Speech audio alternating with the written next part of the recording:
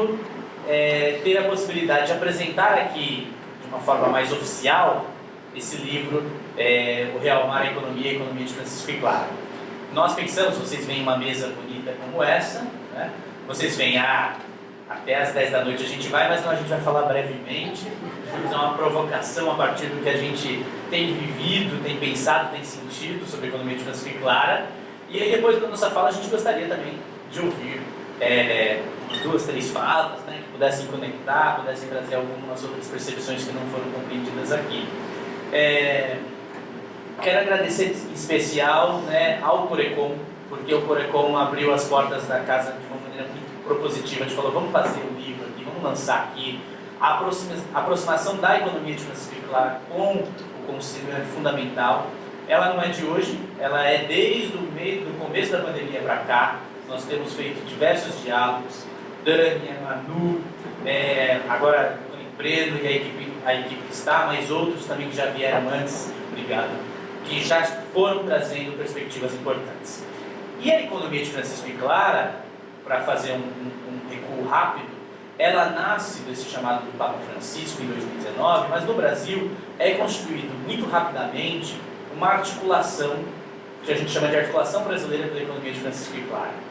E aqui em Minas já se forma um grupo muito ativo, muito proativo. Tem aqui Eliane e talvez alguns outros aqui que já participam do núcleo da articulação aqui em Minas, Tânia, né, os demais, que fizeram o núcleo surgir aqui e aqui abraçar com os movimentos populares, com as organizações da sociedade civil, com escolas, com universidades, com grupos e pastorais, esse chamado a construir uma nova aliança, que é uma aliança de construir novos pactos econômicos. Esse livro, portanto, ele é um livro que tenta reunir um pouco das reflexões que a gente tem provocado nesse último período. Então vocês vão encontrar neles 28 autores. Gente do Brasil inteiro e até de fora do Brasil. Vocês têm, claro, o prefácio, a apresentação que o Dom Mol fez, né, para a gente, e Fred, Douglas e Marina também escreveram, mas tem outros autores que estão aí pelo Brasil fazendo discussões, debatendo, né? Conheci os rapazes ali, queridos da UFMG, né? E eles falavam que conheciam gente lá da Bahia, da economia de Francisco e Clara, né? Que a gente conhece muito a irmã Fátima, o Peters, que é de São Paulo, mas estava lá, né? O Jesus da Lapa. Então, nós temos aqui pessoas que foram aos poucos conhecendo a articulação brasileira e se somando a essa aliança para construir novas economias. Agora, eu queria comentar uma coisa para depois passar a palavra para os meus amigos, que esse encontro é um encontro de amigos, esse é o primeiro exemplo, o primeiro elemento que eu queria colocar, porque são amigos como Francisco, Clara e seus companheiros foram amigos que pela amizade selaram processos de luta, de sonhos, de resgate dos nossos mais profundos interesses comunitários. Então somos amigos aqui, amigas, como Francisco e Clara foram. Mas uma coisa interessante de olhar lá para o passado, que nos propulsiona a olhar a construir o futuro, é que nos primeiros séculos, quando Francisco, já morto, e toda a fraternidade sempre se renovando dos franciscanos e das franciscanas no mundo, eles falavam que existia experiências dentro da Europa, que foi duas experiências conhecidas, que é a Sociedade do Monte Frumentário e a Sociedade do Monte Pietà, que foram as primeiras experiências econômicas baseadas em São Francisco, Santa Clara e seus companheiros, que era justamente uma de controle do uso das sementes, em que você tinha nas comunidades do Monte Pietà e do Monte Frumentário uma espécie de um banco que controlava a gestão dos bens comuns, para que não houvesse uns com mais e outros com menos. E isso muito antes da gente imaginar lá o próprio Max Weber pensando o capitalismo a partir da experiência da ascese religiosa, né? A experiência religiosa que foi a experiência que Max Weber estudou lá do protestantismo. Séculos antes, a gente tinha experiências muito bonitas de uma sociedade que fazia partilha e que fazia gestão do uso comum. Essa economia fraterna que a gente pode usar como exemplo lá dos séculos passados para cá, elas têm um tremendo desafio de serem evidenciadas. Economia e fraternidade. A dimensão da economia como uma ciência social, Eliane fala muito como economista, né? de uma economia que está voltada para os interesses dos bens comuns. Uma economia que supere o antropoceno, que a gente chama muito hoje, né? Que é essa sociedade determinada pelos interesses humanos. E o capitaloceno, outro palavrão que estão dizendo por aí, que é, na verdade, a síntese que se diz da determinação econômica do capitalismo sobre todas as experiências da vida, não humanas e humanas.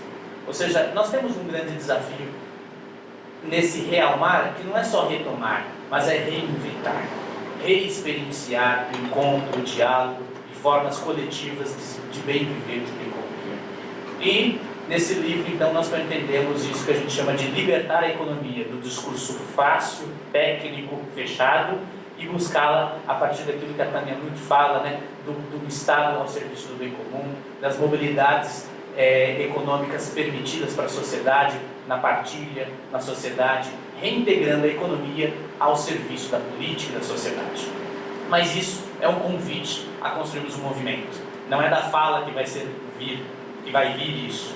É justamente do processo coletivo de libertação que o povo coletivamente constrói. Então, abrindo aqui isso para vocês, quero passar a palavra para os meus amigos. A gente vai assim? O último, porque ninguém vai querer ouvir depois que o Dom Paulo falar, é verdade, realmente. E é bom que ele fale no final para que a gente possa falar à vontade antes. Muito bem. Então vou passar a palavra para Douglas e depois a gente vai para lá. Douglas Felipe, que escreveu o artigo. Então, gente, boa noite. É uma satisfação, uma alegria, inclusive uma realização estar aqui presente. Eu sou o Douglas, sou professor com muita alegria. Quero cumprimentar a professora Tânia, que em seu nome me permite a licença, todos do Corecom. Também, de modo muito particular, os amigos que acompanham a mesa comigo, Eduardo, Dom Mol, Marina, Fred, e estender um cumprimento a todos vocês. A escrita dessa obra, em que eu quero ter a minha palavra, quando fala especificamente da questão de sentido, tem uma raiz primeiro na minha formação, na ótica histórica. A nossa vida, né, o tecido social no qual nós somos inseridos e por si nos faz formados e etos, ele é algo tanto de permanência e tanto de ruptura. Ou seja, muito daquilo que está posto a nós é algo que nos traz como legado, ou seja, anterior a nós, mas também em nós está a possibilidade de transformação, de mudança, que é o aspecto da ruptura. E rumo à economia de sentido é enaltecer então essa possibilidade, diria mais do que possibilidade, necessidade da ruptura. Porque ao dizer economia e voltar no texto que explicita o significado da palavra, aquilo que é a raiz mais originária de economia, entendendo como cuidado da casa, e fazer uma atenção, uma comparação, um olhar, um ato de sensibilidade para as realidades que nos cercam, certamente é evidente as muitas contradições. Quando se fala de economia, então deve-se ter uma atenção plural, diversa, total, sem esquecer absolutamente ninguém. Sobretudo inspirado também naquilo que o Santo Padre, o Papa Francisco, vem ao longo do seu pontificado, do seu magistério, tentando demonstrar, sem esquecer absolutamente ninguém. E também rumo à economia de sentido, vai uma ótica de reflexão de que tudo está interligado. Ao dizer que tudo está interligado, não é uma reflexão de caráter romântico, não necessariamente religiosa, mas de dizer que, como a própria Laudato Si coloca, as crises, elas se desembocam em uma única crise. A questão ambiental, a questão econômica, a questão social desemboca numa crise que é uma crise do sentido da humanidade. Quando nós vamos ao filósofo Levinas, que é um filósofo contemporâneo, ele fala que o outro me é importante por aquilo que ele é, e não a partir daquilo que eu posso assimilar dele. Então, dizer de uma economia de sentido é traçar um itinerário em que a economia seja esse rosto do outro. Um outro que me é importante, um outro que me pede um cuidado, um outro que me pede uma responsabilidade, um outro que também me pede uma alteridade. Mas não é um pedido no qual o convite fica facultativo, mas é um convite de responsabilidade. Então, nessa escrita que tem afeto, que tem sensibilidade, muito tentei demonstrar dessas possibilidades, trazendo um pouco dessa herança histórica, dessas possibilidades de reflexão filosófica, dessa demanda que nós, nesse tempo, aqui e agora, precisamos ter, que é o cuidado, a atenção, a responsabilidade. E rumo é aquilo que indica necessidade, ou seja, um caminho que precisa ser andado, caminhado. Mas não é um horizonte finalizado, não é um horizonte de totalidade, nem um horizonte definido. A economia de Francisco e Clara, as economias que nós queremos realmar, construir, aprender, fazer, é uma economia que quer reconhecer, então, a necessidade do outro, a demanda do outro, do aqui e agora. Tomara que esse realmar a economia daqui 20, 30 anos seja atualizado para também corresponder àquele tempo a qual ele foi inserido. Porque, para finalizar minha fala, como disse, estamos nessa sociedade a qual se demanda rupturas e a qual se fica condicionado a permanências, que as permanências sejam aquilo do mais originário, o aspecto do bem, e as rupturas seja aquilo que proporcione vida, vida em abundância, e na linguagem do próprio Assis, do próprio Santo de Assis, do próprio Francisco, que é santo, mas que é homem, que é pessoa, que não é só religioso, mas que também é religioso, que nós possamos trilhar, então, esse caminho que reconhece no outro esse pedido, essa súplica e esse direito de paz e bem. Muito obrigado.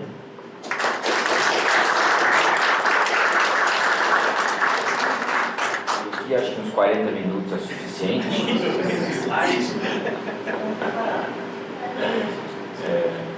Tá acostumado, né? Mentira, vai ser bem rapidinho a minha fala. Eu queria, antes de mais nada, parabenizar a Associação Brasileira da Economia de Francisco e Clara pela organização, é algo que a gente sabe que dá muito trabalho de fazer. Parabenizar o próprio Eduardo, que coordenou essa produção, meus colegas da mesa, parabenizar o Corecom por ter tido a iniciativa de fazer esse lançamento. Nós estamos devendo fazer esse lançamento aqui em Belo Horizonte.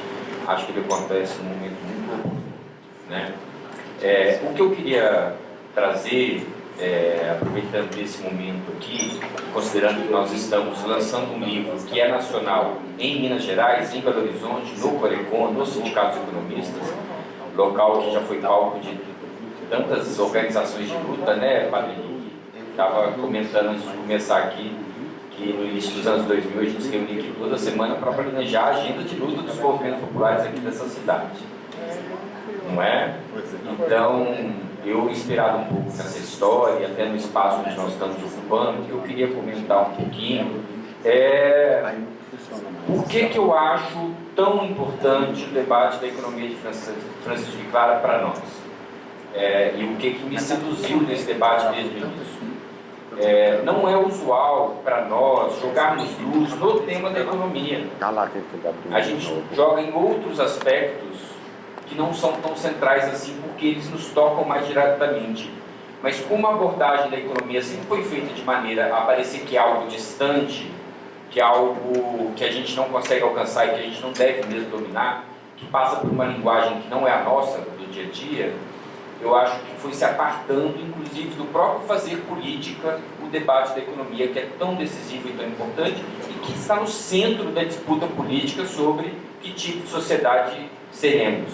Então, por isso, eu fiquei muito contente com o Papa Francisco ter jogado luz nesse tema, sobretudo para nós da igreja, das comunidades, dos religiosos, dos cristãos em geral. Eu acho que é muito importante porque nos obriga a conversar sobre algo que é central se a gente quer transformar a sociedade. Não tem transformação da sociedade se não tiver transformação da economia. Então esse é um ponto que eu queria trazer. O segundo ponto que eu queria trazer tem a ver com o momento político que nós vivemos no Brasil e em Minas Gerais e no mundo. Eu acho que todo mundo que está aqui está cansado de saber que a gente vive uma enorme crise no mundo, uma crise econômica, mas que também é política, é social e é ambiental, que o nosso tempo para reverter essa atual economia, para que a gente tenha a possibilidade de sobrevivência no planeta, está se encurtando. a cada dia que passa, a gente tem novas constatações científicas de que o processo, para que a gente consiga reverter o processo de aquecimento global causado pela economia capitalista, neoliberal, está se tornando cada vez mais curto. Há previsão de o ponto de revertir, de que a gente já não seria mais capaz de reverter o processo de aquecimento global. Se inicialmente estava projetado para 2050, passou para 2040, passou para 2030, agora estão dizendo que em 3 anos, se a gente não diminui a emissão de carbono, isso não será mais possível. E a gente sabe que nos parâmetros do neoliberalismo, nos parâmetros do capitalismo, essa reversão não vai acontecer. Então eu acho isso muito sério, muito importante, e acho que o grau de alarme que isso deveria gerar na sociedade não está suficiente. Acho que nós não estamos nos indignando na altura da gravidade do problema. Então, acho que esse é um ponto muito importante para a gente dizer. E o terceiro pontinho que eu queria dizer, e eu encerro com isso, também tem a ver com o momento político que a gente vive e com a conjuntura que a gente vive, é que eu acredito que as eleições de outubro do ano passado, que botaram fim a um governo de extrema-direita no país, um governo fascista que buscava realmente fechar o regime democrático, foi uma mudança de extrema importância para o Brasil e para o mundo, pelo que ela implica em termos de possibilidades. Ainda que ainda está em aberto se nós vamos agarrar essa oportunidade que nós recebemos com a vitória eleitoral ou não. Está longe das medidas econômicas que nós estamos assistindo serem suficientes para causar o efeito necessário em termos de reversão. Nós estamos vendo ainda uma série de medidas que estão no marco do neoliberalismo, não é nem só do capitalismo, mas são medidas ainda no marco do neoliberalismo, eles são extremamente insuficientes. Então, como oportunidade que recebemos, me parece que o que a gente ganhou foi um fôlego, a possibilidade de construir um processo social que consiga enfrentar, inclusive, essas medidas econômicas de cunho neoliberal. E, dizendo diretamente respeito aqui ao nosso Estado, acho importantíssimo da gente realçar que todas as vezes que a gente tem essas crises do sistema capitalista, as respostas muitas vezes são antissistema, mas antissistema no sentido antidemocrático e de governo de extrema-direita. Nesse momento, nós temos 20 países no mundo governados pela extrema-direita. Não é 1, nem 2, nem 3, nem 4, são 20 países no mundo governados pela extrema-direita. O que torna os governos de extrema-direita não um acaso, mas na verdade uma saída do sistema capitalista como maneira dele se perpetuar. E nós temos no nosso Estado, por isso que eu queria concluir com essa informação e com essa provocação para nós temos no nosso Estado um legítimo representante da extrema-direita e do fascismo no Brasil, que é o nosso governador. E que não por um acaso as medidas que ele propõe são as medidas de cunho neoliberal, e na verdade ultra-neoliberal. Na verdade, o que a gente vê, portanto, é que essa proposta política da extrema-direita, que carrega também valores da extrema-direita, do racismo, do fascismo, do separatismo, no caso aqui do nosso governador, não por acaso elas vêm também com essa roupagem do ultra-neoliberalismo. O que eu digo que não deixa de ser também uma oportunidade, uma responsabilidade sobre cada uma que está aqui. Nós temos muito claramente um representante do que há de pior na economia, do que há de pior na política do nosso Estado. Então eu acho que isso nos dá uma centralidade muito grande sobre o que fazer. Na linha do que o Eduardo nos provocou, que o que vai conseguir realmar a economia é colocá-la em movimento uma outra economia e um enfrentamento concreto a essa economia que está aí. Então eu convido a cada um que está aqui a se somar nas iniciativas, muitas que estão sendo desenhadas nesse momento, de enfrentamento ao governo do Estado. Porque a política que está sendo colocada em curso do governo do Estado é uma política que aumenta a desigualdade social, que exaure nossos recursos naturais. Está aí o que ele está fazendo com o Vale de Jequitinhonha político, está aí o que ele está fazendo com a nossa Serra do Curral, como diz uma companheira nossa, lutadora como a Marina aqui da luta da soberania popular na mineração. Se ele tem coragem de defender a exploração do minério na Serra do Curral, nosso cartão postal, vocês imaginam o que ele não está fazendo nas outras regiões do Estado, onde não tem tanta imprensa olhando, não tem tanta população olhando, não tem etc., não tem movimento social organizado. É o que ele está fazendo no no conjunto das regiões. Então, eu acho isso muito sério, muito importante, isso dá uma centralidade muito grande, facilita, por outro lado, essa luta, porque fica fácil identificar o inimigo, né, que está aí querendo privatizar nossas estatais. Eu trouxe, inclusive, como forma de convite a todos a se envolverem nessa luta e a construir uma outra economia, um adesivozinho para sair todo mundo aqui adesivado. Tá bem? Muito obrigado, gente.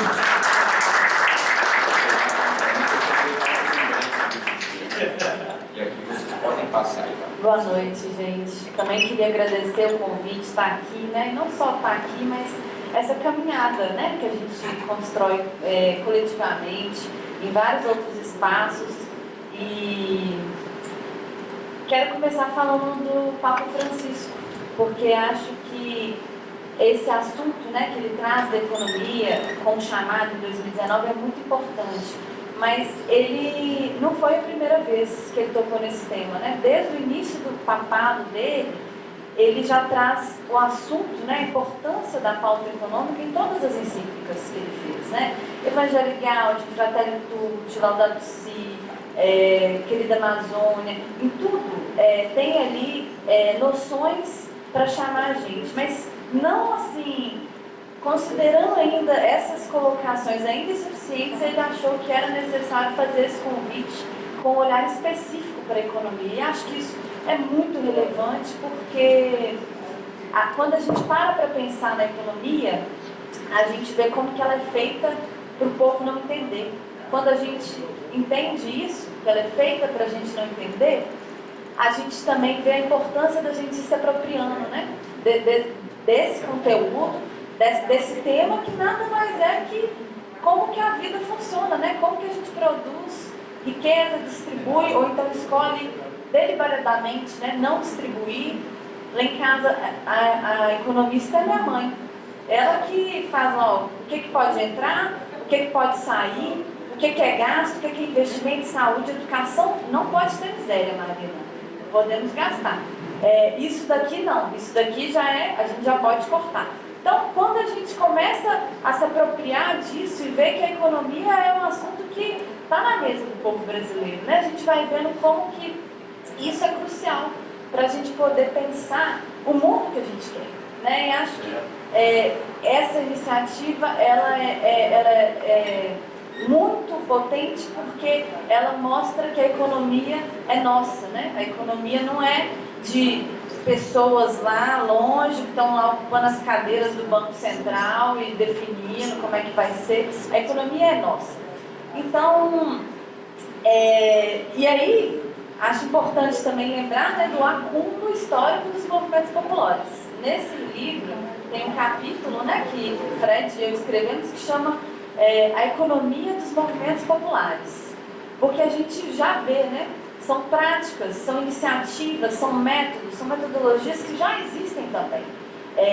De lutas históricas, que hoje a gente só conseguiu alcançar determinados direitos políticos, civis, devido a essas lutas que foram feitas, né? Que tem caráter também econômico, e acho que isso chama a gente para poder debater o Brasil que a gente quer, né?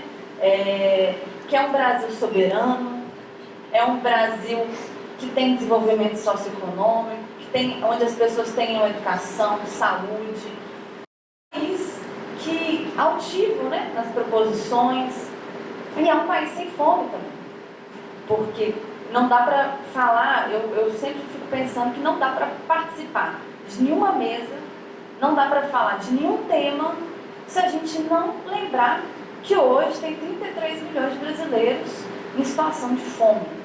Isso é muito grave. E se isso, né, não é... E assim, isso sem contar 7 bilhões de pessoas no mundo, 2 bilhões nunca calçaram um calçado, nem chinela havaiana, né? 1 bilhão não tem teto, não tem casa. Então isso são provas, né, concretas, são índices, isso aí é ciência, né? É índice, é número, que mostra como que esse sistema econômico capitalista neoliberal é falho porque para ele existir, ele precisa destruir o que cria, né? É um sistema que as criações elas não podem coexistir para funcionar. E é um sistema que expolia, né, os povos, expolia as nações, né, se aproveitam das fragilidades para poder produzir mais lucros e acumular mais lucros e se desenvolve a partir da geração de pobreza, né, cresce a partir da fome. Isso não é certo, né, isso, e é muito óbvio. Então, assim, a gente falando sobre a economia, né, de Francisco e Clara, que é um assunto óbvio, porque toca nessa ferida do povo que está descartado, sofrendo, morrendo agora, nesse momento. Então, acho, para terminar com uma palavra de esperança, porque eu aprendi que a gente sempre tem que terminar com uma palavra de esperança. Eu acho que a gente, o povo, né, é um povo fértil. E o capitalismo, por mais forte que seja, o neoliberalismo, por mais enraizado que esteja, ocupa um período muito curto na história da humanidade. É muito curto comparado com tudo o que aconteceu e com tudo que ainda pode acontecer, né? E assim, eu não vou, provavelmente, né, eu não vou ver, os meus filhos não vão ver, mas a partir do momento que a gente entende que a economia é nossa, é um espaço que a gente pode ocupar, a gente vai disputando também o modelo econômico que a gente quer, sem preocupar com a colheita. A gente lança semente, não preocupa com a colheita, porque a gente lança pelo irmão. A gente lança não pela nossa geração, mas a gente lança também pelas futuras gerações. Então é isso, e muito obrigada.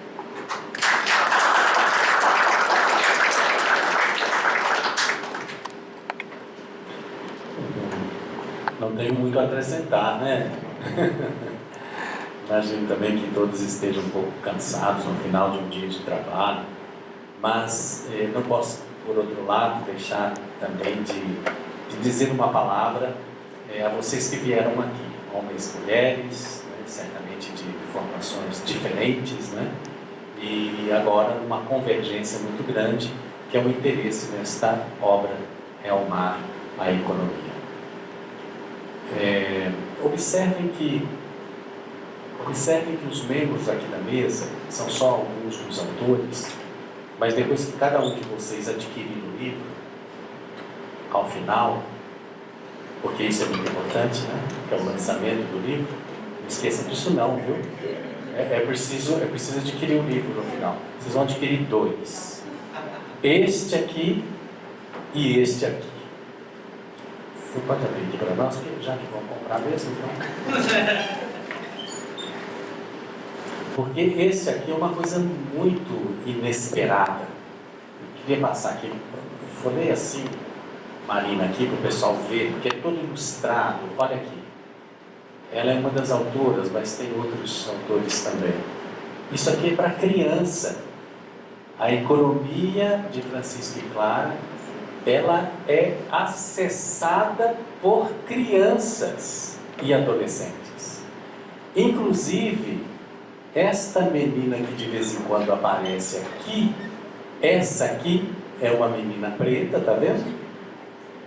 Ela existe.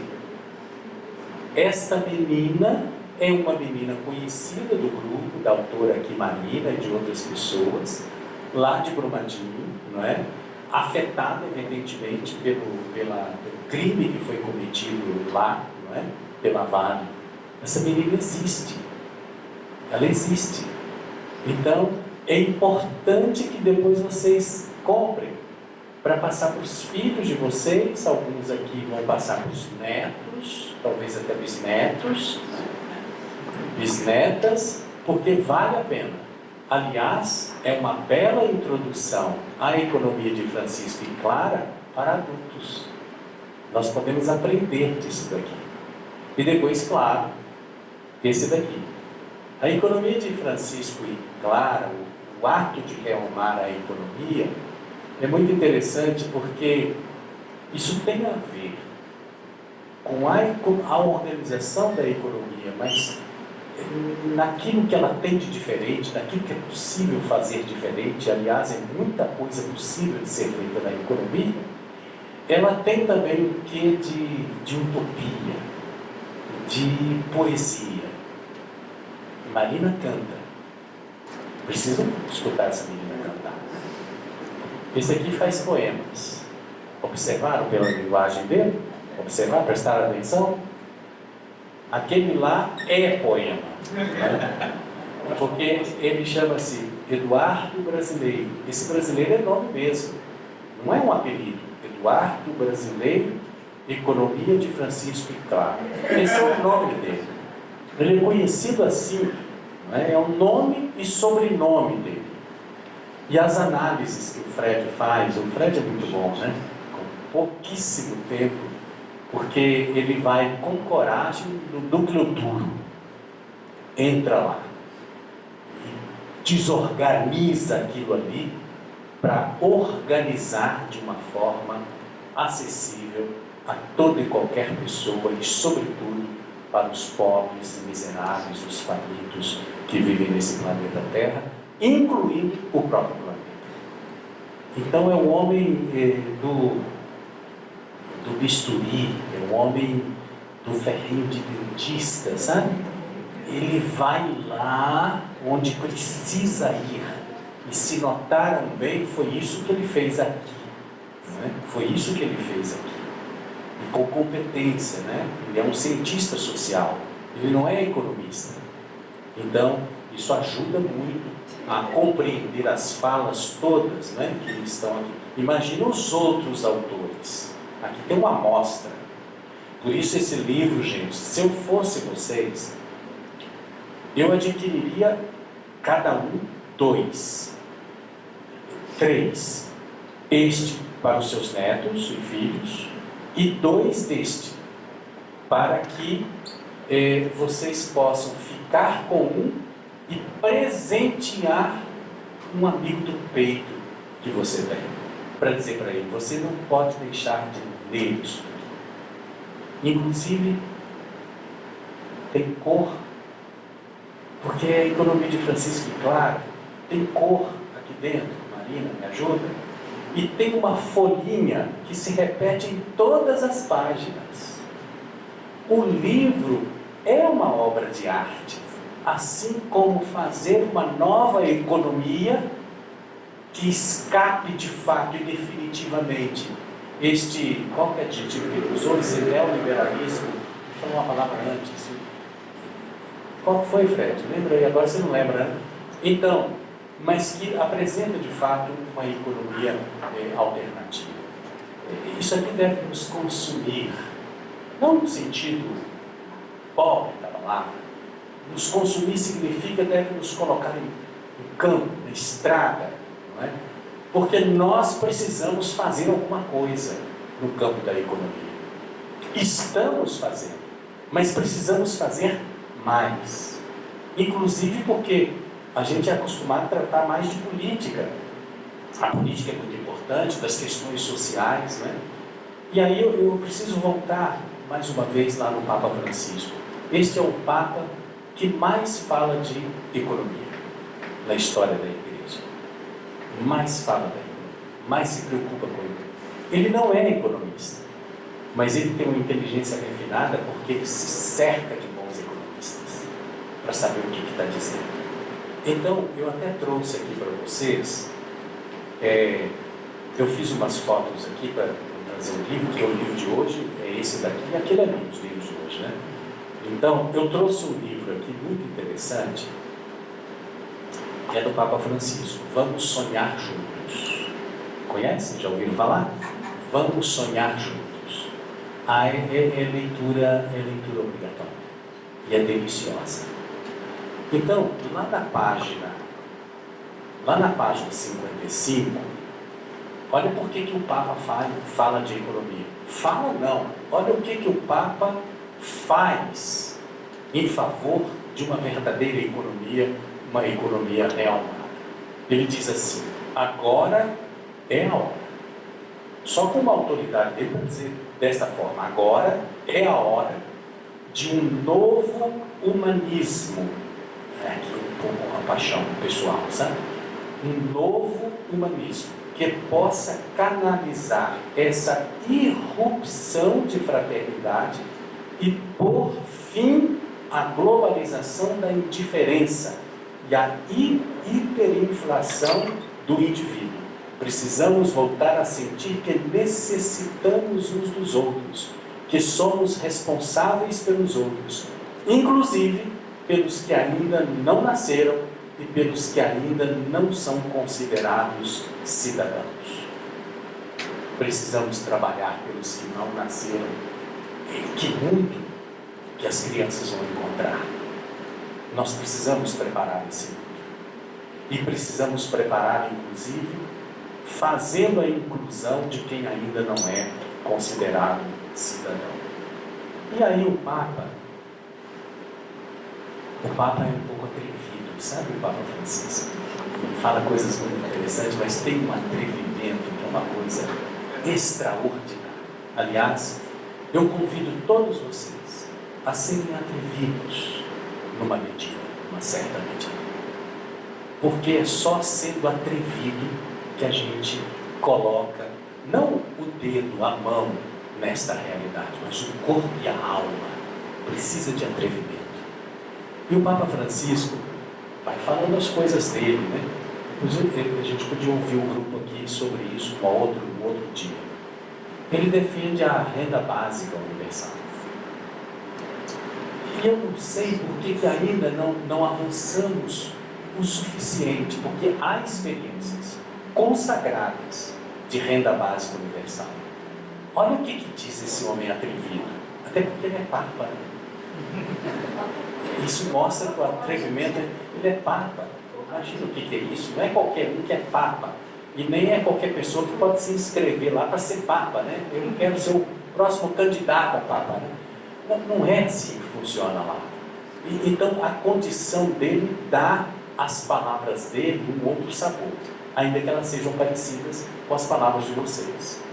Ele diz assim: reconhecer o valor do trabalho não remunerado para a sociedade é vital para repensarmos o mundo. Ele quer repensar o mundo. Não é só os católicos, ele quer repensar o mundo. Não é só a igreja, é o mundo que está em jogo. O planeta, as pessoas e as outras coisas todas dentro dele. Depois ele diz: acredito que seja hora de explorar conceitos como o da renda básica universal, também conhecido como imposto de renda negativo, um pagamento fixo, incondicional, a todos os cidadãos que poderia ser distribuído através do sistema tributário. A renda básica universal poderia redefinir as relações do mercado laboral, garantindo às pessoas a dignidade de rejeitar condições de trabalho que as aprisionam na pobreza. Políticas como essa também podem ajudar as pessoas a combinar tempo dedicado a trabalho remunerado com tempo para a comunidade. Eu acho isso extraordinário. Aqui todo mundo tem tempo para o trabalho e também para a comunidade, seja a comunidade família, a comunidade dos amigos, a comunidade da classe, como o Manu disse aqui, a comunidade eclesial da igreja. Precisamos de um sistema em que as pessoas tenham a renda para que nós possamos ter tempo para o trabalho e tempo para a comunidade. E por fim, ele diz assim: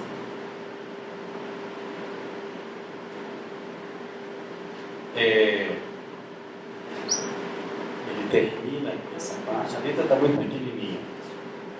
O que paradoxalmente pode, olha que frase, aumentar a produtividade. Ter tempo para o trabalho e tempo para a comunidade aumenta a produtividade. Trabalhar menos, gente, trabalhar menos para que mais gente tenha acesso ao mercado de trabalho. É um aspecto do tipo de pensamento, um aspecto do tipo de pensamento que precisamos explorar com certa urgência. Então, eu citei isso daqui para poder ajudar a alavancar o entusiasmo de todo mundo para isso daqui.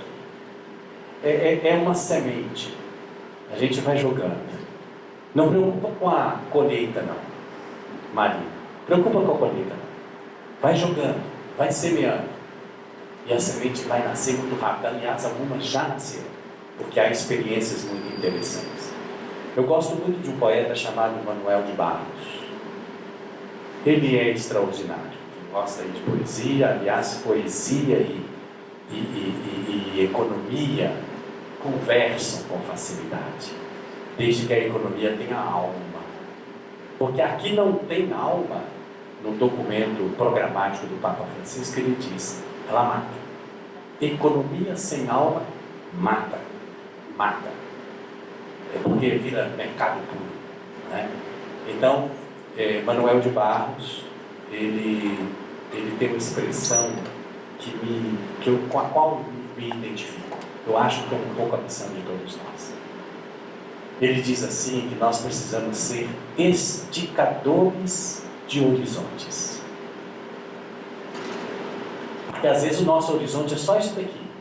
Daqui até aqui, lá na frente. Ele diz que isso tem que ser esticado. Porque quando nós conseguirmos olhar todo o horizonte, aí ninguém nos segura, gente. Ninguém nos segura. O mundo vai ser melhor. A economia vai ser realmada para valer. As pessoas vão ser respeitadas, viver com dignidade.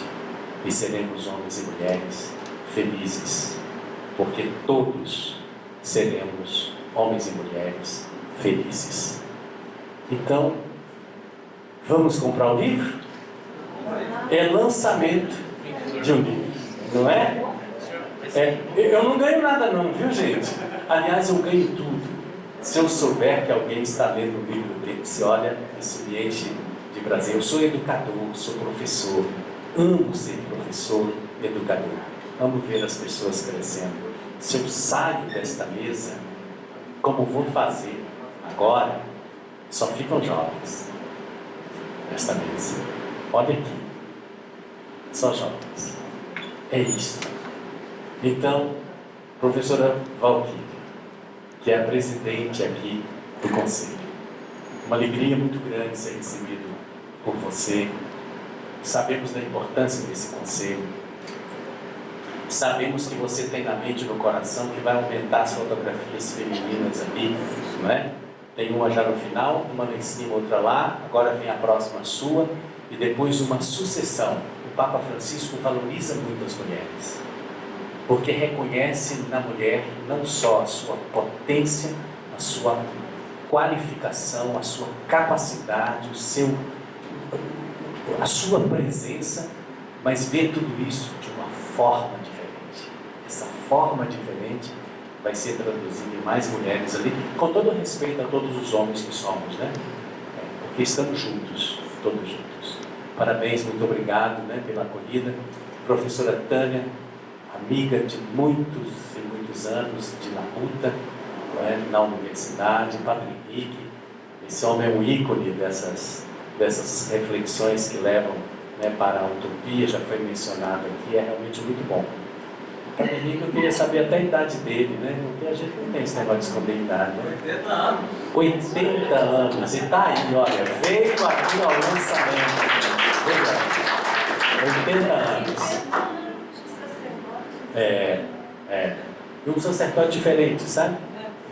Fora do quadrinho, do quadradinho, bem fora, porque ele salpica o ministério dele de padre com muitas outras coisas, com a política, com o trabalho social, com a economia, com a história, né? Um estudante permanente da história. E a vocês, parabéns, viu? Quando é que vocês vão publicar o próximo? O próximo? Já podemos deixar marcada aqui a data do lançamento. Vai ser no Corecom. Já está. Muito obrigado a todos, viu, gente? Muito obrigado.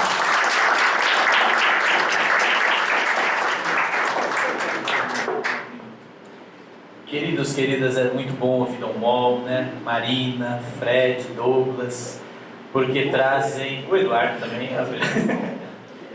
Mas porque trazem esperança dessa economia de Francisco e Clara, que não é um sonho idílico, é um agora, né? Porque é um convite à ação, à organização, à mobilização de tantas possibilidades. Eu queria ver, nós estamos com o horário um pouco avançado, né? Porque demoramos para começar, mas se a gente poderia ouvir duas pessoas, eu acho, né? Para que a gente pudesse, quem sabe aí, ter duas pessoas que talvez sejam interessantes colocar aqui alguma questão, que estejam à vontade também para fazer isso. Tem alguém que queria fazer alguma palavra? Por favor. Isso. Deixa eu colocar o microfone aí, se apresenta para mim. Tá, bom, gente, boa noite. Meu nome é Alberto, eu sou do grupo de fé e política aqui do Santa Efigênia. E assim, eu queria, né, tomar a liberdade, né, de fazer uma provocação também, né, porque já vi algumas vezes, até já assisti uma palestra da Marina lá na paróquia sobre economia de Francisco e Clara. E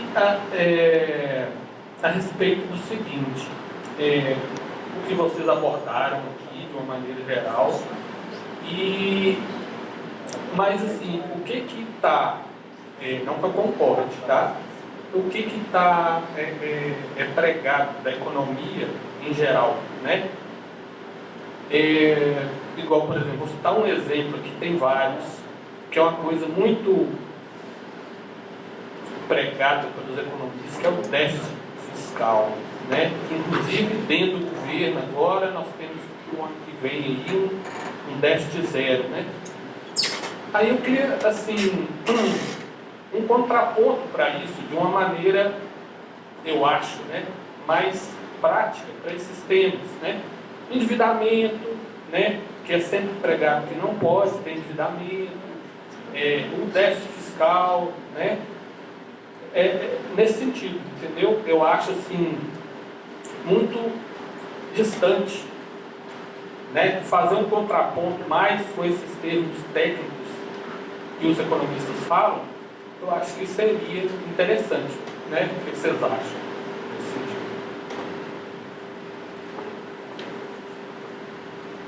Tem mais alguém que quer fazer uma palavra? Rapaz ali, Tânia também. Tânia também. Rapaz ali, atrás, que eu esqueci o pai, né? Gilmar. Boa noite, eu sou Gilmar Araújo, venho lá do interior da Bahia, sou professor. Durante a fala de vocês, primeiro parabenizar pelo trabalho, e durante a fala de vocês, quando o Douglas começa falando sobre os caminhos que trazem, eu me lembrei que eu fiz parte da mesa em que Eduardo Brasileiro ele apresenta a economia de Francisco e Clara num congresso recente, um congresso de gestão de pessoas, e eu fiz a relatoria da mesa, né? E foi ali que eu tive o primeiro contato. E esses caminhos, Douglas, de fato, eles nos trazem até aqui.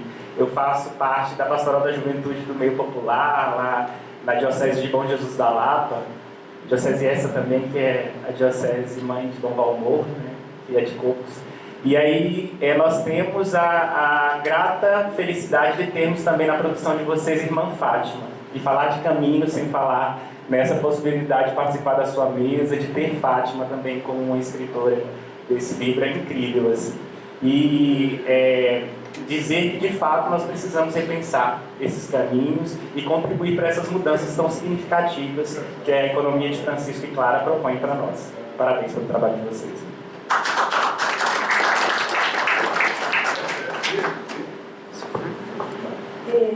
Eu queria, né, não é fazer uma pergunta, mas como diz Dom Bom, né, levantar mais ainda, né, elevar, que vocês falassem do que está sendo feito na articulação dos jovens, porque, como o Dom Mal disse, a juventude está aí. Teve um encontro da juventude no Aparecida, tinha muita gente, muito jovem, né? Tem a articulação brasileira aqui em Minas, né, tem a articulação nacional que não parou. A gente está sempre acompanhando pelo WhatsApp, mas a gente sabe que os jovens estão ali, todo mundo pensando nessa questão. E esse ano ainda tem um desafio, que é um encontro virtual, né? Os jovens. Então, assim, há uma proposta de continuidade, porque esse lançamento, acho que ele é muito emblemático, mas a gente não pode deixar morrer a ideia, né? Porque se você não traça um caminho, aí a gente para de falar da economia de forma clara, os jovens param de ter acesso, né? Queria que o Eduardo e vocês falassem assim, olha, como que é que estamos trabalhando, né, dentro da Associação Brasileira, em âmbito internacional, em âmbito local, para que essa discussão continue. Eu, particularmente, estou aí disponível, né, para discutir essas questões que ele falou, da questão do pacto fiscal, sobre inflação, sobre renda básica, né? Todos os conceitos aí, eu acho que a gente tem que realmente discutir e fazer com que o povo entenda o que é isso, né? Porque é muito simples, você fala a palavra arcabouço fiscal. Isso é uma palavra alienígena, né? Na vida cotidiana. Agora, se você fala assim, olha, nós temos que pensar o que você vai ter para poder investir na sua vida, na sua casa, na educação, na saúde, como a Marina disse, se você tiver uma reforma tributária decente. Então, nós temos realmente que arregaçar as mangas e, de novo, abrir o debate na sociedade onde o povo está. Eu acho que esse é o grande convite do Realmar, né? Porque quando se fala de reforma fiscal, reforma tributária, numa linguagem muito rebuscada, as pessoas não entendem. Mas quando você fala, aquilo que você paga, que está embutido nos preços, que reduz a sua renda mensal, as pessoas entendem, porque elas vivem isso, né? Então, acho que, lembrando aquele economista emblemático, né, Paul Singer, né, que traduziu isso numa linguagem bem próxima à realidade do povo brasileiro, acho que a gente tem que talvez resgatar, nesse discurso da economia de Francisco Clara, resgatar esse lado que é o nosso lado, que já estava construído antes, que é da economia popular, sabe? Porque a gente já tem uma caminhada. Então eu gostaria de convidar vocês para a gente fazer essa reflexão. O Realmar passa também pelo abraçar, né? As outras ideias e conhecimentos e pessoas e irmãos. É isso aí, obrigada. Desculpa o tempo aí, mas não consegui falar pouco.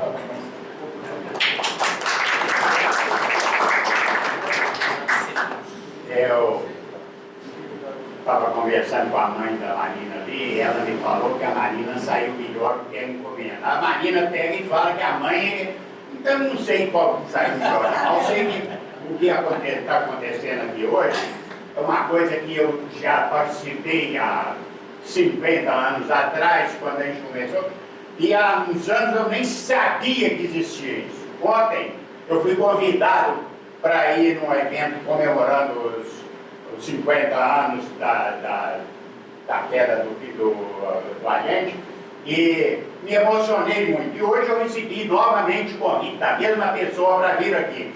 Eu cheguei aqui e estou impressionado. Tem pouquíssima gente, mas que há muito tempo eu precisava de ouvir isso e fazer coro aqui com a Tânia, que falou, nós precisamos de mobilizar.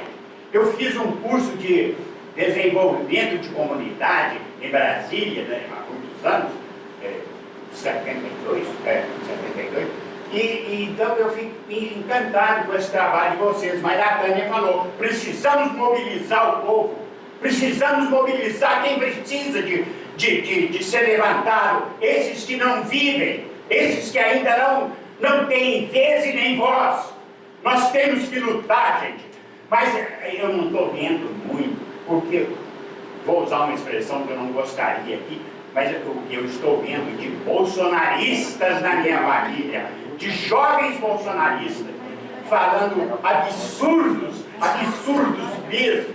E uma das coisas, a minha sobrinha fala comigo quase todo dia, que o Lula é nojento, que está baixando o preço da carne, onde já se viu filé mignon de R$47 o quilo. Então, os bolsonaristas estão tendo ódio de qualquer melhoria que tenha para o povo. Então, nós precisamos, gente, fazer alguma coisa. Eu estou com 82 anos, não sei até que ponto que eu posso fazer, porque eu parei por muitos anos. Eu trabalhei 18 anos fazendo mobilização em todas as vilas e favelas de Belo Horizonte. Conheço vilas que pouca gente que conheceu, como a Vietnã, que já desapareceu. Conheço todas as vilas e favelas de Belo Horizonte. Trabalhei muito, mas depois veio um desgraçado do Márcio Lacerda e me demitiu. Eu fui concursado, passei em primeiro lugar no concurso. Trabalhei 18 anos na SLU e mobilizei em todas as favelas. Escrevi um livro, se vocês tiverem a oportunidade de ver, 100 anos de limpeza urbana em Belo Horizonte. Foi um livro que o Sérgio Castro fez o prefácio, falou, um livro maravilhoso que eu escrevi da minha vida participando do livro. Então, gente, eu fiquei, adorei a Tânia falar, vocês que estão jovens, que têm capacidade, têm que mobilizar essa juventude, têm que mobilizar o povo. Nós temos que mudar esse mundo, gente. Não é possível mais ficar suportando as pessoas, o Deus das pessoas serem o dinheiro. Desculpem, mas eu tinha que falar isso.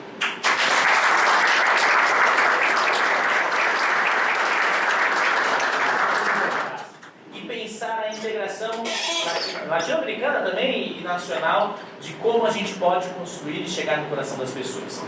Os mundos são múltiplos, como foi falado aqui. É dentro da universidade, é nas escolas, é com a catequese, até das juventudes na crisma, no mundo religioso, até os grupos de pastorais ampliados que nós temos. Mas todos passam por um grande desafio hoje. Essas instituições, quando a gente vê, todos passam por uma crise da mobilização, passam por uma crise da dificuldade do encontro, passam pela crise de perspectiva de ação. A Tânia citava um evento que aconteceu nesse final de semana, que foi em Aparecida do Norte, que foi um encontro de juventudes católicas lá. É nítido o desafio de aglomerar juventudes, né? Até no meio católico a dificuldade de encontrar. Dom Mal, inclusive, está fazendo parte de um observatório de juventudes, né? Eu vi lá no seu documento, eu falei, ele está envolvido com essas questões de juventude. Então, nós estamos, é preciso pensar as juventudes, muito bom. É preciso pensar as juventudes, mas sobretudo é preciso estar com as juventudes nas suas realidades mais difíceis que elas estão colocadas. Ou seja, a juventude está passando pela precarização, da uberização, do mundo do trabalho. Hoje a gente percebe no grupo da articulação brasileira, tem muitos jovens que se encantaram com a economia de Francisco e Clara, mas eles não têm tempo porque eles estão vivendo triplas e quádruplas jornadas de trabalho, né? Então, ou desempregados. Ou desempregados. E é isso, né? Como a gente pode cada vez mais falar dentro das realidades. E isso vem dessa beleza que o Papa Francisco nos proporciona. Vamos construir um pacto, e desse pacto vamos estabelecer ações. Então eu acho que as ações podem ser pensadas a partir de vocês que se abriram para este processo da economia de Francisco e Clara, que se abrem para somar conosco nessa discussão. Então eu queria convidá-los, a gente tem uma lista de presença que o pessoal do Corecon deixou. Então na lista, se você quiser colocar o nome ou depois na conversa que a gente fizer aqui rapidamente, a gente pegar os contatos e o e-mail, né? O e-mail, o telefone, para a gente voltar a falar, vamos continuar a conversar sobre isso e criar um encaminhamento dessas ações para a gente mobilizar a nossa energia que está aqui. E por último, por fim, né, para passar a palavra para os amigos, economia de Francisco e Clara, a gente sempre falou nós buscamos uma nova economia. Como se essa nova economia fosse algo a ser criado a partir da economia de Francisco e Clara. Mas a economia de Francisco e Clara, ela é a mobilização da ação. Tenho cada vez mais tentado entender isso. O que é ela? Se ela é uma plataforma de discussões, mas na verdade ela é uma mobilização para ações. Para nós latino-americanos, para ações que já estão vivas no seio das sociedades há muito tempo atrás. A Tânia citava o professor Paul Singer, que retomou a ideia da economia solidária a partir de um movimento tanto dos cooperativismos, tanto das associações populares, das organizações, das comunidades eclesiais de base, tantas experiências ricas de povo com povo. Então a economia de Francisco Clara, eu tenho acreditado muito que ela é, na verdade, uma experiência de mobilizar economias populares. Economias populares variadas. Mas a ideia popular ela é essencial no chamado de economia de Francisco Clara. Porque ela é um chamado a determinar a soberania do povo, a Marina falava, né? O povo determinando os caminhos da economia. E popular ela também é a mobilização de uma outra regionalização da economia, que a gente encontra hoje a economia dos grandes mercados que flutuam sobre os países, que nem os países conseguem regular a própria economia, dado esses grandes capitais internacionais. Eu olhava uma notícia que o UOL fez recentemente agora dos bilionários brasileiros e mostrava as fortunas desses bilionários pelos estados do Brasil, né? São Paulo está na frente, tem Rio, Minas Gerais, e aí são 15, 20, só São Paulo que tem 100 bilionários. Mas aqui, por exemplo, deve ter uns 20 bilionários. O que são esses 20 bilionários? Eles drenam a circulação daquilo que poderia estar na mão do povo, no coração do povo. Então, existe uma economia popular a ser resgatada por nós na experiência de popularizar, na experiência de mobilizar e na experiência de criar afetos. Esses afetos que a economia de Francisco Clara pode criar, e já tem criado em alguns espaços, como a gente tem visto aí no Brasil, que vocês podem ver no livro, eles são aspectos que ampliam o olhar sobre a economia. A gente chama, a economia de Francisco Clara pode ampliar o cânone da economia. Porque o cânon da economia é um cânon restrito a terminologias técnicas que não falam da vida real. E a gente precisa ampliar o cânone da economia para olhares plurais, territoriais e que mostram a economia de formas variadas e coletivas. Então, é possível a gente ver economias populares a partir do nosso chão. É preciso, a partir disso, resgatar o exercício da esperança, que é o de fazer junto, de mobilizar, de acreditar. E isso se dá a partir do encontro. Então, que a gente, desse encontro que aconteceu aqui hoje, a gente possa semear vários frutos, que são os frutos de mobilizadores, de articuladores, que vocês podem ser da economia de Francisco Clara. E por fim, na articulação brasileira, nós fizemos uma escola de articuladores e articuladoras que aconteceu nos últimos 2 meses. Reuni um grupo bonito de 500 pessoas do Brasil inteiro e agora a gente está iniciando uma caravana virtual para que as pessoas se regionalizem na economia de Francisco Clara, né? Que participou de um evento nacional, mas agora a gente quer que a gente aterre, chegue no chão, pise no chão da realidade onde a gente está. Então tem gente se organizando no mês de outubro para fazer esses encontros por estados, por cidades, para que a gente possa assumir de fato, concretamente, esses lugares. Mas essas propostas que foram faladas, da pedagogia, das juventudes, elas estão em grupos de trabalho. Então na articulação a gente tem 4 grupos de trabalho que são bem efetivos. O primeiro chama Grupo de Trabalho Saberes e Incidência. Discutir a popularização da economia e a forma de incidir essas discussões. A gente não tem posicionamento claro da economia de Francisco Clara como em relação às medidas econômicas de status, sobre o arcabouço fiscal, sobre medidas econômicas ali a colar de reformas que querem fazer. É preciso fazer uma discussão sobre isso e a gente carece hoje de massa fazendo essas discussões, né? Então o GT Saberes e Incidência é um espaço para isso. Temos o GT sobre comunicação, para a gente mobilizar as discussões nas redes sociais. E temos o terceiro GT, que é do território, que é para como a gente faz isso na comunidade eclesial, como a gente faz isso nas outras religiões e como a gente cria um projeto que é bem interessante, vocês vão conhecer por aí, está no 3º capítulo do livro, que chama Casas de Francisco Clara. As Casas de Francisco Clara é um espaço ecumênico, interreligioso, de encontro nos bairros, nas comunidades, né? Então acho que vale a pena a gente conhecer por essas iniciativas, esses grupos de trabalho, que vocês que estão aqui podem se somar. E é claro, vocês estão deixando o contato de vocês, a gente vai atrás de vocês também, não vai ter problema nenhum. A gente vai atrás. Então é isso, por favor, eu queria passar a palavra para vocês. Queria fazer um comentário. Alberto. Mas antes só da questão da juventude. Tem um livro muito bom, do Fukuyama, é The End of History and the Last Man, o fim da história e o último homem, em que a gente atualiza ele, os historiadores atualizam ele, explicando que para a juventude há um peso antes nunca vivenciado, que é a não perspectiva de futuro. Nós estamos vivendo em tempo de guerra, em tempo de um capitalismo neoliberal cada vez mais perverso, um capital improdutivo e tantos outros conceitos que diz de uma vida, uma juventude cerceada de possibilidades, em que esse fim da história acaba condicionando, não justificando, mas condicionando a juventude a esse não futuro, a olhar para frente e em meio a tantas dificuldades, a tantas, como bem disse o Eduardo, tantos desafios, essa não perspectiva acaba gerando essas muitas problemáticas do engajamento da juventude. E aí entra a questão econômica, né?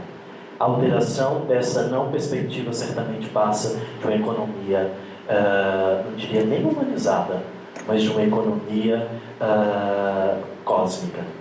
Porque não é só o homem no centro da importância, né? Beaumont lembra que não é só pessoas que sofrem nessa lógica vigente da contemporaneidade. O planeta também tem o seu protagonismo, ele tem a sua singularidade e ele faz parte do mesmo grau de importância.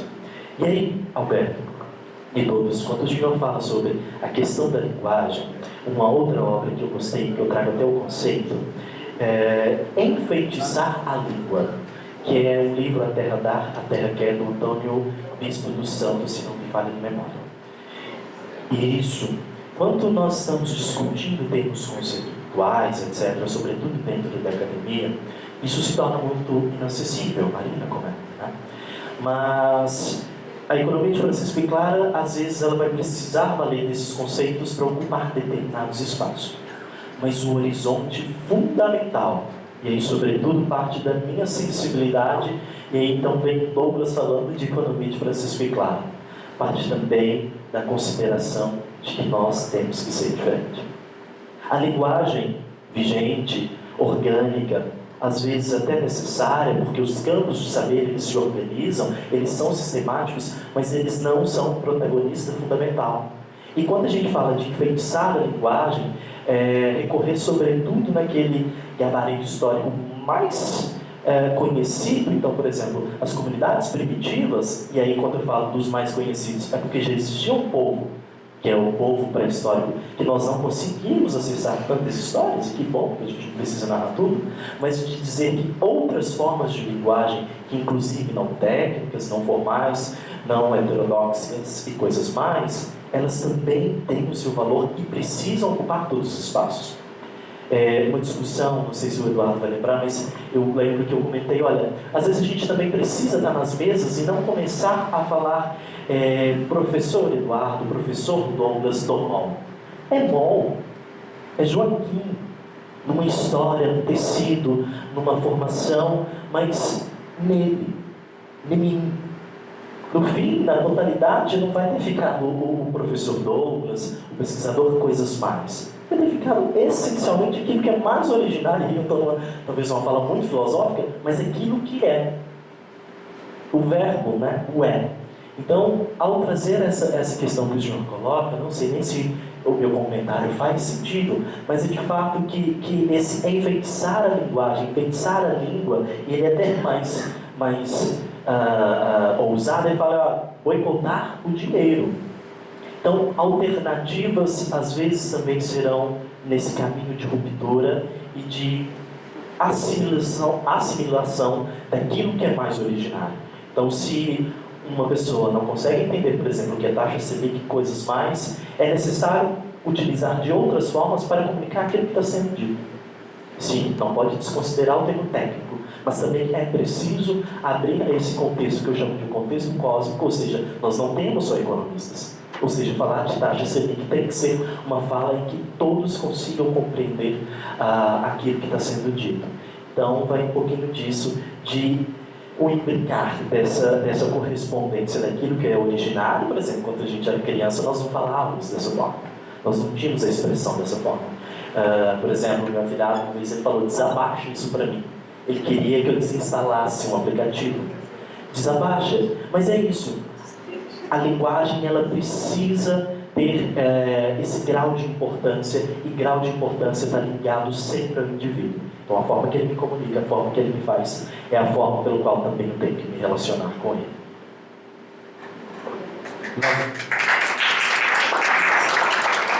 Nós vamos encontrar nesse caminho, assim como já encontramos, muitas dificuldades. E as principais dificuldades estarão relacionadas a pessoas que resistem, que não querem sair do seu lugar de conforto, da sua zona de conforto, que não se compromete com o outro, não tem uma mínima sensibilidade e que por causa disso alimenta um ódio muito grande por quem é altruísta, por quem pensa no outro, por quem quer um mundo diferente, salvar o planeta, quer dignidade para todas as pessoas. Então, termina assim. Tem uma passagem bíblica que mostra Jesus que era muito odiado por um grupo de pessoas. Todos sabem disso. Jesus foi muito amado, foi muito odiado. E foi odiado exatamente porque propunha um reino de Deus que é diferente de tudo aquilo que era diferente de tudo aquilo que eles pensavam. E aí um grupo de pessoas, sempre pessoas, né, planejavam levar Jesus na beira do precipício para matá-lo. Mas Jesus, ao se aproximar, percebeu, e é isso aqui que queria dizer para vocês, percebeu a armação que ali estava, e o texto diz assim: ele passou pelo meio deles e seguiu o seu caminho. Eu os convido a passar pelo meio deles e seguir o nosso caminho, que é um caminho para todos.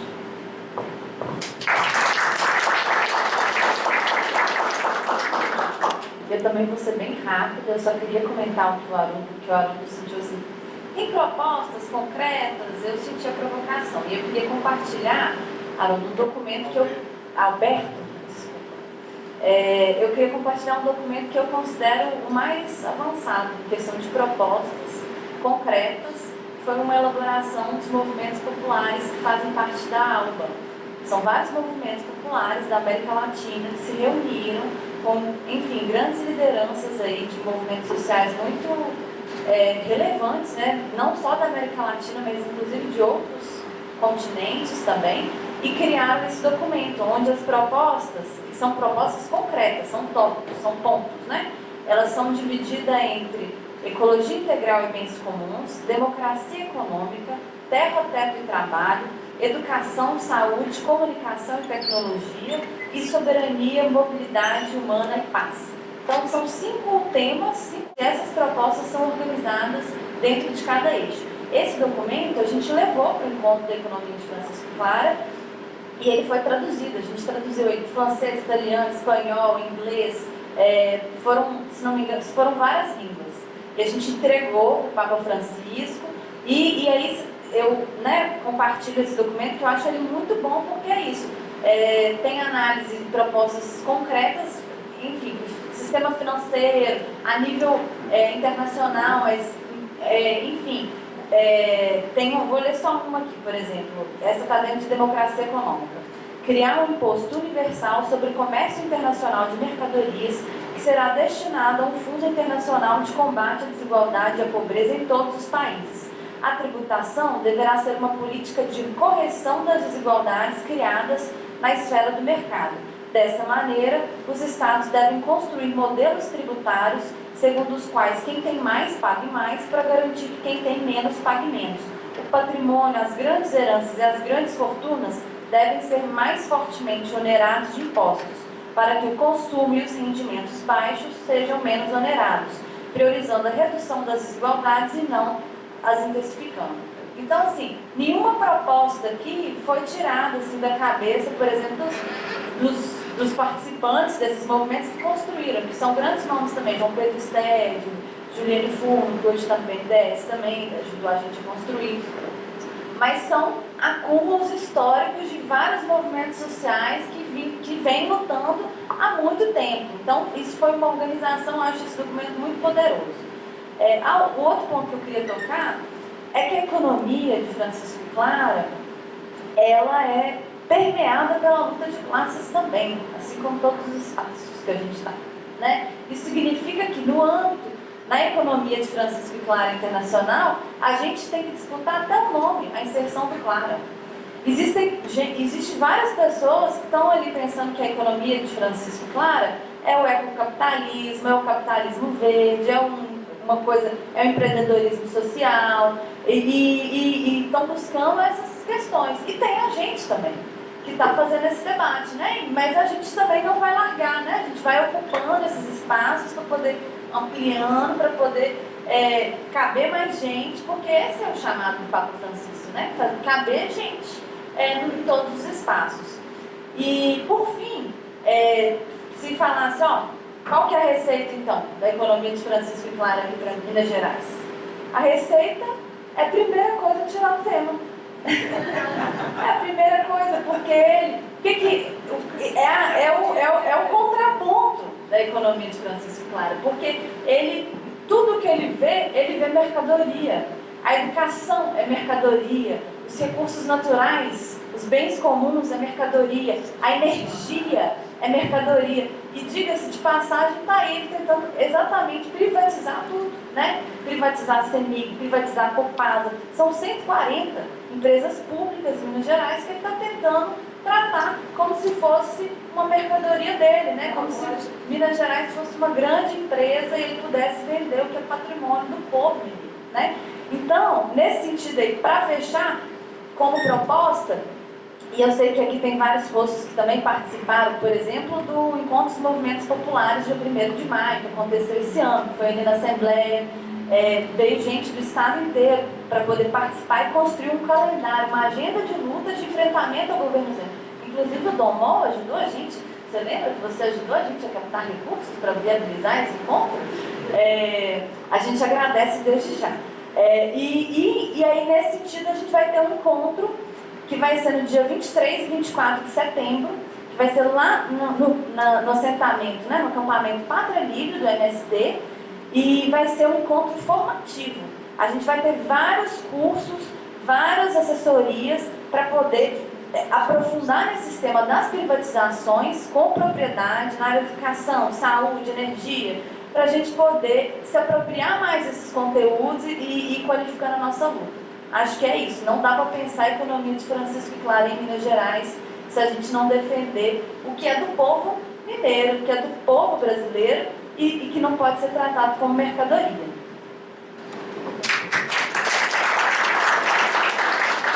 Agora ela vai cantar uma música pra gente. Vai ter que cantar, vai dar uma alfa no que você canta, né? Então, pensa aí no refrão, pelo menos, que a gente vai terminar com o seu canto. Isso, muito bem. Muito rapidamente também, aproveitando as intervenções que vieram, eu me lembro bem de algumas análises que surgiram logo no início do ano, que chamava a atenção que o principal inimigo do governo federal seria a Faria Lima, seria o capital financeiro, os especuladores. E acho que ao longo desses 8 meses desse ano isso se comprovou. A gente tem um Congresso Nacional extremamente conservador e reacionário, tanto na Câmara de Deputados quanto no Senado. A gente tem uma mídia empresarial que também não cochila na defesa do programa neoliberal, mas a gente percebe diariamente nos meios de comunicação e na luta política que o embate central está se dando na economia, está se dando entre os financistas, entre a Faria Lima e o governo federal. E me parece que as políticas econômicas que a gente tem visto serem aprovadas a nível nacional, elas refletem essa situação e essa realidade.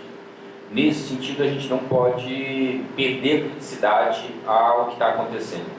Seja o arcabouço fiscal, que é melhor que o teto dos gastos, mas não é o que nós queremos, é extremamente constrangedor do ponto de vista do orçamento público, né? Para vocês terem uma ideia, o Brasil esse ano vai crescer 3%, quando o mercado previu um crescimento de 1%, graças a um crescimento nominal de 8,7% de investimentos em termos de PIB.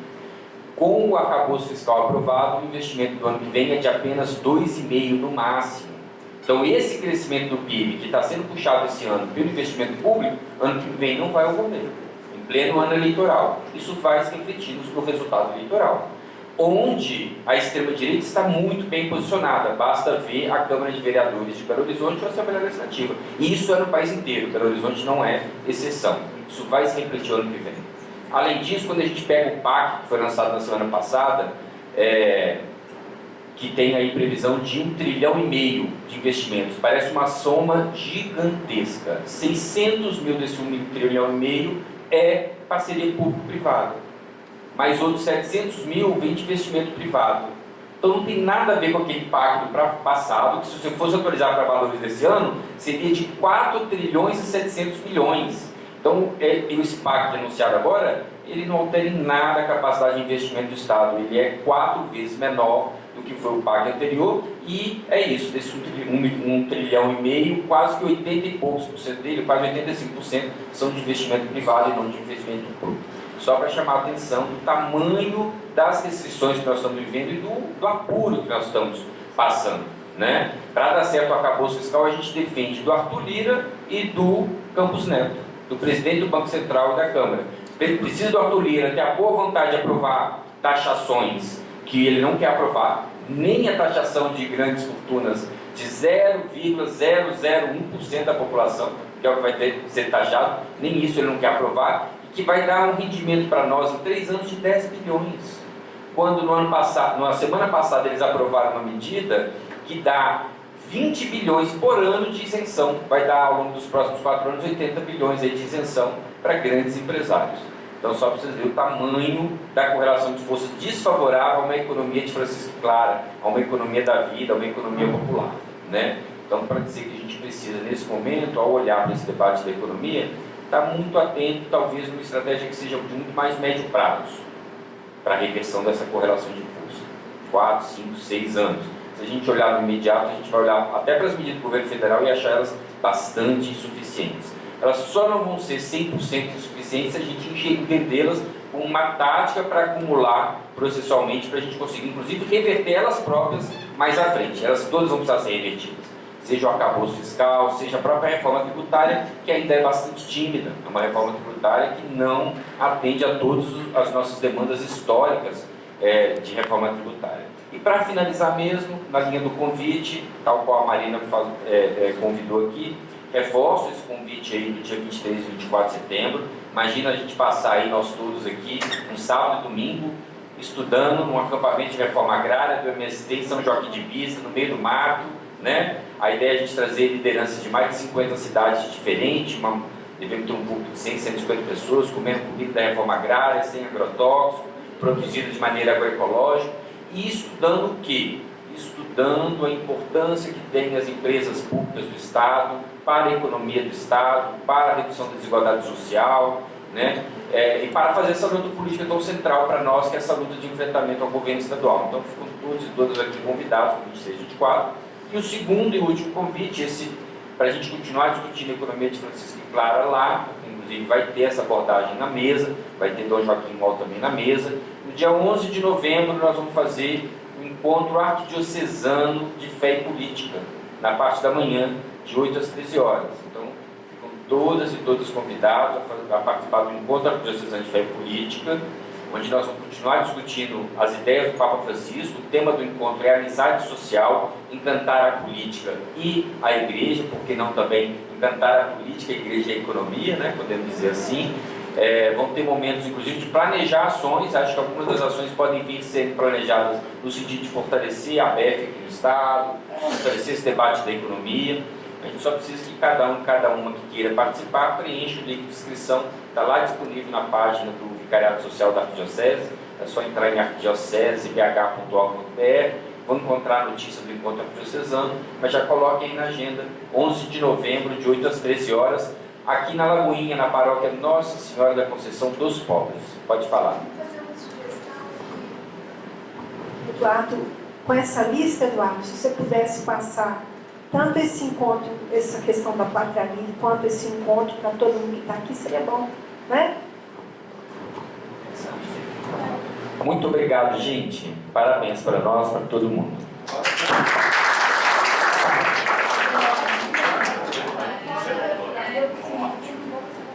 Eu não sei pra onde vou, mas eu só paro quando chegar lá. Eu não sei pra onde vou, mas eu só paro quando chegar lá. A estrada é espinhosa, difícil de atravessar. A estrada é espinhosa, difícil de atravessar. Eu não sei pra onde vou, mas eu só paro quando chegar lá. Eu não sei pra onde vou, mas eu só paro quando chegar lá. O coração segue sofrido, mas jamais vencido. O coração segue sofrido, mas jamais vencido. Boa noite a todos e todas. Em nome do Domol, quero agradecer a todos os autores por terem aceito o convite do Conselho de fazer essa noite aqui com a gente. O Fred, que já é parceiro de grande caminhada aí. Quero convidar vocês também para o lançamento na quinta-feira que a gente vai fazer do Carlos Lessa, né, que também foi um economista que ajudou a pensar o desenvolvimento, né, do país, do Brasil. Vai ser aqui nesse auditório também, às 19 horas, e todos vocês estão convidados. E eu quero falar assim da minha emoção de estar participando dessa noite, porque quando lá atrás lançou a Economia de Francisco, né, que inicialmente era um edital para a juventude, né, participar, porque a economia do Brasil, né, vinha da crise de 2008 e a juventude ali enfrentando uma situação muito delicada, e no início estava que seria a participação só da juventude até os 29 anos, e eu já tinha deixado de ser jovem naquela época.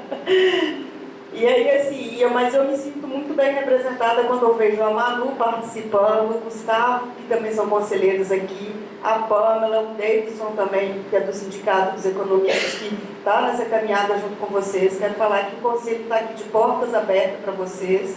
Esse espaço aqui é nosso, né, Fred? Você já teve muita participação aqui. A gente está reconstruindo de novo a Casa do Economista, porque no início, né, a gente teve um histórico lá atrás de rompimento, né, mas agora a gente está novamente, né, nessa construção de um espaço mais democrático, mais participativo. Então, assim, essa casa está aberta para todos vocês, gente. Então, assim, sintam-se acolhidos aqui e que usufruem bem desse espaço que é de todos nós, né? E agora a gente quer fazer um pequeno convite, né, que a gente vai fazer uma pequena recepção ali, todos estão convidados. Se a Marina quiser continuar cantando para nós. Muito obrigada, gente. Boa noite a todos e todas.